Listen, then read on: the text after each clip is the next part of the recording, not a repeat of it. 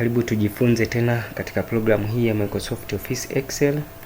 Leo tunaenda kujifunza jinsi gani ya kubadilisha maneno kuwa katika herufi kubwa, ambao nimeipa jina hapa, herufi ndogo lower, herufi ya kwanza iwe kubwa, zinazofuata ni herufi ndogo proper.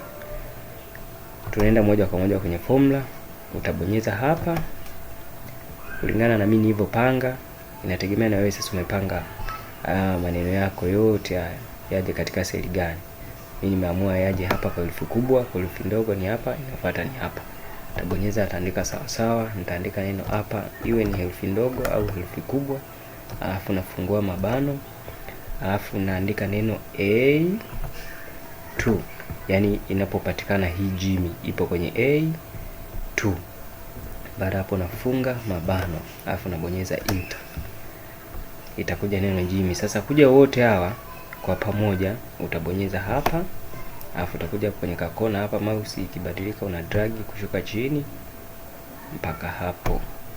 Tayari hapa majina yako yatakuwa yamebadilika katika herufi kubwa.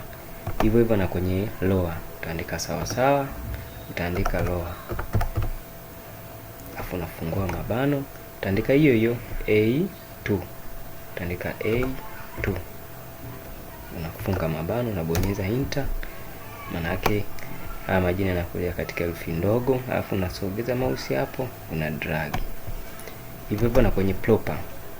Utaandika sawa sawa, utaandika neno proper. Iwe kwa herufi kubwa au herufi ndogo. Alafu unafungua mabano. Ukishafungua mabano unaandika hiyo neno A2. Tunatafuta kwanza hii ya kwanza, alafu unafunga.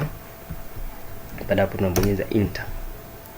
Alafu ndio maana unaona proper herufi ya kwanza ni herufi kubwa, zinazopata ni herufi ndogo. Unabonyeza hapo, unakuja kwenye kona hapa, una drag kushuka chini. Natumaini umenielewa.